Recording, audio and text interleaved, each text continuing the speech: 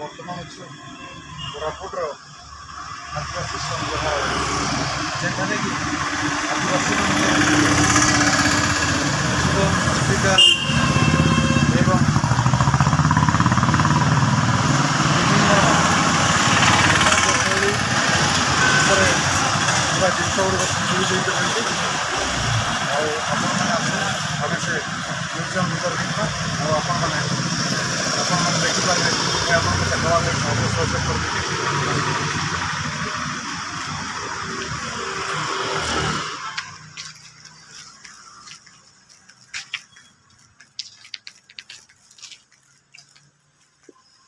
प्रकाश भाई होती जी मोर सहयोगी, सी फोटो उत्तोलन कर डाकिबी।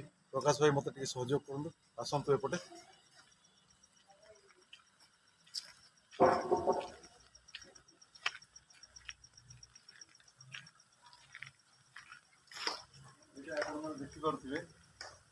देखिपे ये जगह लिखाई आदिवासी संग्रहालय डंगरवासी जीवन कथा संप्रति आदिवासी हरिजन और अन्य जातिर विभक्त।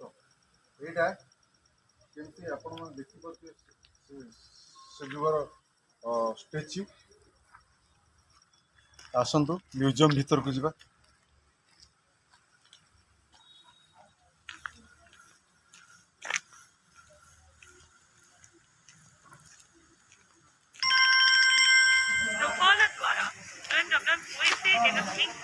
ये लिखा है कि प्रवेश शुल्क 5 टंका। 5 टंका माने आम भी भीतर को गले आमको 5 टंका लेखा दी जन को प्रकाश भाई और मोर 10 टंका देवा पड़े। यहाँ हूँ ट्राइबल म्यूजियम कोरापुट। प्रकाश भाई आसतु। अच्छा भाई ये म्यूजियम रो आपण स्टाफ की? अच्छा ये लिखा है प्रवेश शुल्क 5 टंका आमको दबा पड़ो ना कि? अच्छा ठीक अच्छे दे दबा। अच्छा दिंतु आम एंट्री करदे।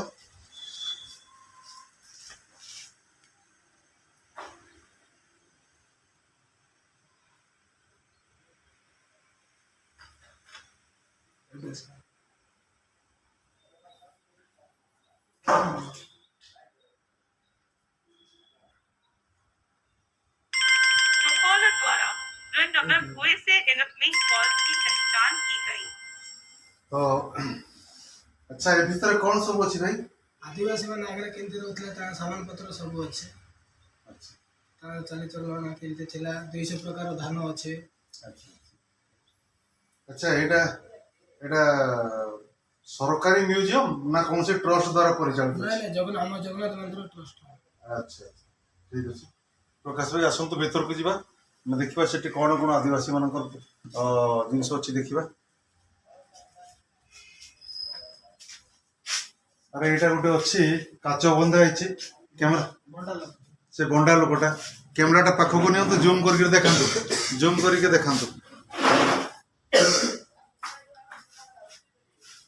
दिशुची आसतु।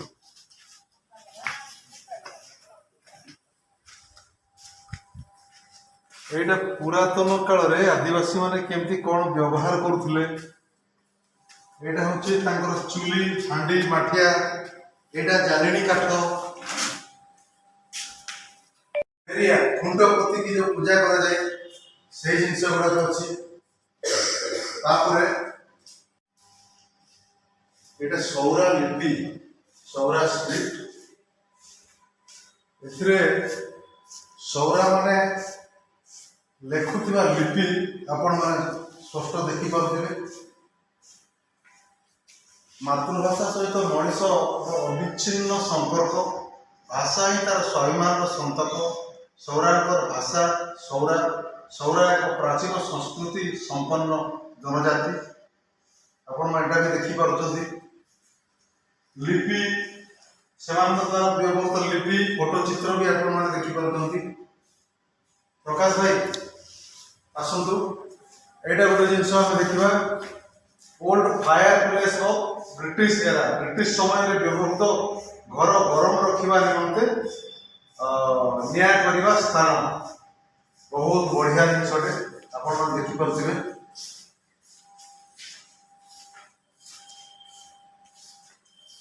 ଏଇଟା ଆଦିବାସୀମାନଙ୍କର ବ୍ୟବହୃତ ମୃଦୁଙ୍ଗ, ଶ୍ରୀ ଜଗନ୍ନାଥଙ୍କର ମୂର୍ତ୍ତି,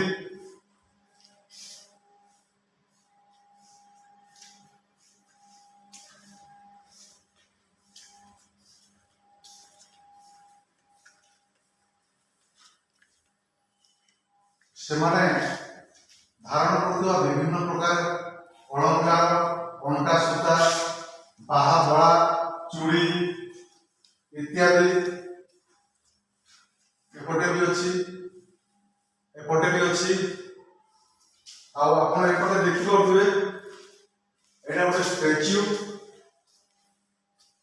ଜଣେ ଆଦିବାସୀ ମହିଳାଙ୍କର ଷ୍ଟାଚ୍ୟୁ।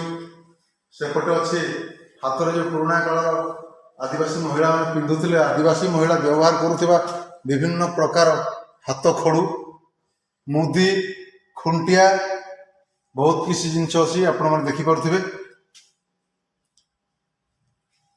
ପ୍ରକାଶ ଭାଇ ଏପଟେ ଆସନ୍ତୁ।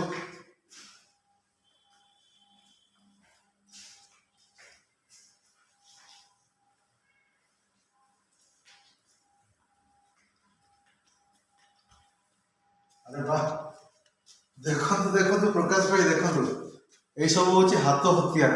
ଆଗ କାଳର ଆଦିବାସୀ ମାନେ ଏଇ ସବୁ ହାତ ହତିଆର ବ୍ୟବହାର କରୁଥିଲେ। ବିଭିନ୍ନ ପ୍ରକାର ଜୀବଜନ୍ତୁକୁ ଶିକାର କରୁଥିବାର ମଧ୍ୟ ଅନୁମାନ ହୁଏ ଏଇ ହାତ ହତିଆର ବ୍ୟବହାର କରିକି। ସେପଟେ ଦେଖନ୍ତୁ ଧନୁ ଏବଂ ତୀର, ଟାଙ୍ଗିଆ, କୁରାଢ଼ୀ, ଆଉ ସେମାନେ ବ୍ୟବହାର କରୁଥିବା ଢେଲା ପଥର ବି ଅଛି। ବିଭିନ୍ନ ପ୍ରକାର ହାତ ହତିଆର ଅଛି। ଲେଖା ହେଇଛି weapons of war and chess.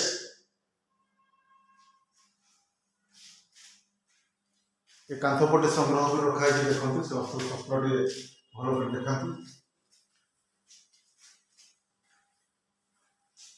ହେ ଦେଖନ୍ତୁ ପ୍ରକାଶ ଭାଇ ଏପଟେ ଦେଖନ୍ତୁ, ଏଠି ଗୋଟେ ମୂର୍ତ୍ତି ତିଆରି କରାହେଇଛି। ଧନୁ ଧରିଛନ୍ତି, ତୀର ଧରିଛନ୍ତି।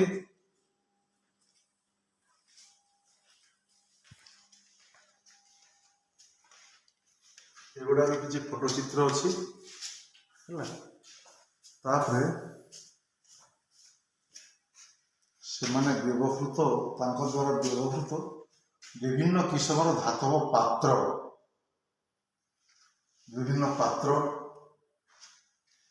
ଓଜନ ପରିମାଣ ଓ ଦୈର୍ଘ୍ୟ ପରିମାପକ ଉପକରଣ ଅଛି। ଆଉ ସେମାନେ ବ୍ୟବହାର କରୁଥିବା କପଡ଼ା ବି ଅଛି।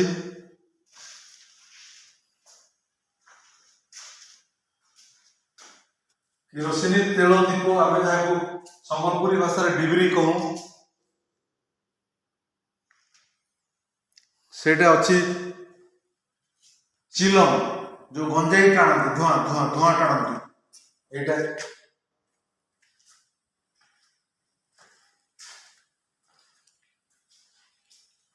ପିତ୍ତଳ ଦୀପ, ଯୋଉଟାକି ଆମେ ପୂଜା କଲାବେଳେ ଆମେ ଜାଗର ଜାଳିଥାଉ, ପିତ୍ତଳ ଦୀପ।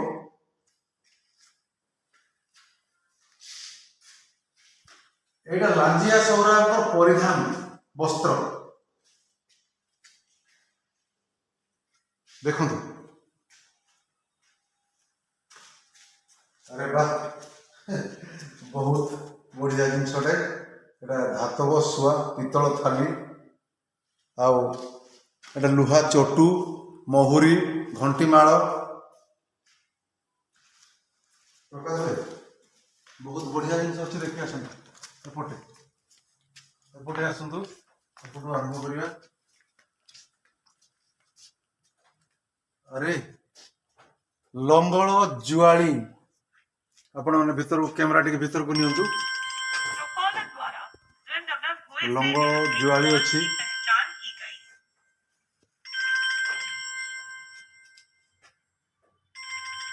ଇଆଡ଼େ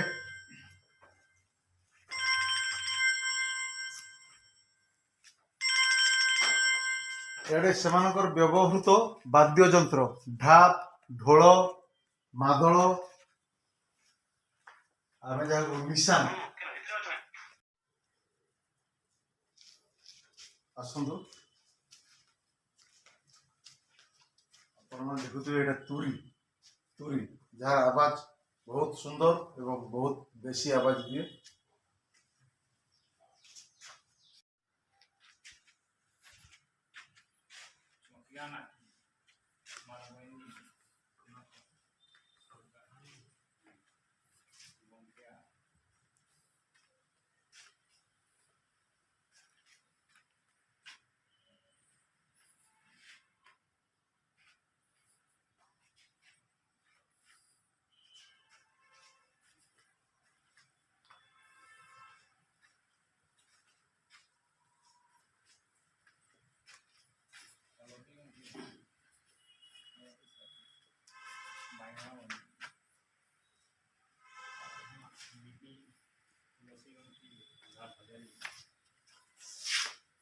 ধান আছে পোথরা স্নেই ধান ভবকালি ডঙ্গর বন্ধিয়া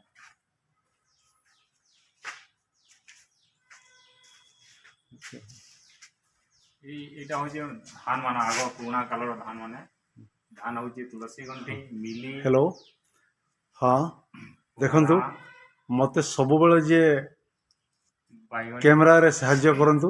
ବର୍ତ୍ତମାନ ମୁଁ ତାଙ୍କୁ ସାମ୍ନାକୁ ଆଣିଛି। ଏଠି ବିଭିନ୍ନ କିସମର ଧାନ ଅଛି। ମୁଁ କହିପାରିବିନି, ଏଠିକାର ଷ୍ଟାଫ୍ ମୋତେ କହିଥିଲେ କେତେ ପ୍ରକାର ପ୍ରକାଶ ଭାଇ ପ୍ରାୟ ଆହୁରି ଦୁଇ 20-25 ପ୍ରକାର ଧାନ ଅଛି। ଆଚ୍ଛା ଆଉ ସେପଟେ ଅଛି ମୁଁ ପ୍ରକାଶ ଭାଇକୁ ସାମ୍ନାକୁ ଆଣିଛି। ଏପଟେ 20-25 ପ୍ରକାର ଧାନ ଅଛି, ସେପଟେ ହାରାହାରି 100-150 ପ୍ରକାର ଧାନ ଅଛି। ଟୋଟାଲ ମିଶିକିରି 200 ଖଣ୍ଡେ ଧାନ ପ୍ରକାର ହେଇଥିବ। 200 ପ୍ରକାରର ଧାନ ଆଗ କାଳର ଧାନ ମାନେ ଅଛି ଏଠି। ଏଇଟା 80 ଦିନରୁ ନେଇକିରି 140-45 ଦିନ ପର୍ଯ୍ୟନ୍ତ। ଏଇଟା ଧାନର କିସମ ଗୁଡାକ। ଏଇଟା ନିମ୍ବ ଫୁଲ ଧାନ। ଏଇଟା ହାତୀ ଧାନ। ଏଇଟା ମହିପାଲ ଧାନ। ତା ତଳକୁ ଅଛି ପଣ୍ଡକା ଗୋରା ଧାନ। ଏଇଟା ହେଲା କଟା ଧାନ। ଏଇଟା ହରବୁଡ଼ି ଧାନ। ଆଗ କାଳରେ ଏଇ ସବୁ ଧାନ ଚାଷ କରାଯାଉଥିଲା। ଏଠି ପ୍ରାୟ 200 ପ୍ରକାରର ଧାନ ସଂଗ୍ରହ କରି ରଖାହେଇଛି। ଆପଣମାନେ ଦେଖିପାରୁଥିବେ।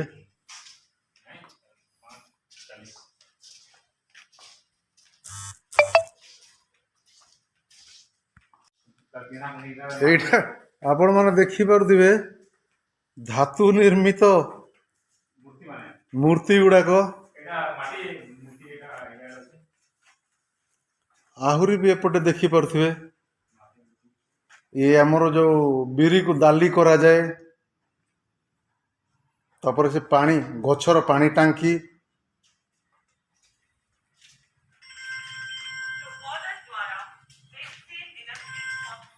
ଏଇଟା ବିଭିନ୍ନ ପ୍ରକାର ପାତ୍ର ଗୁଡାକ ଅଛି ଏଠି।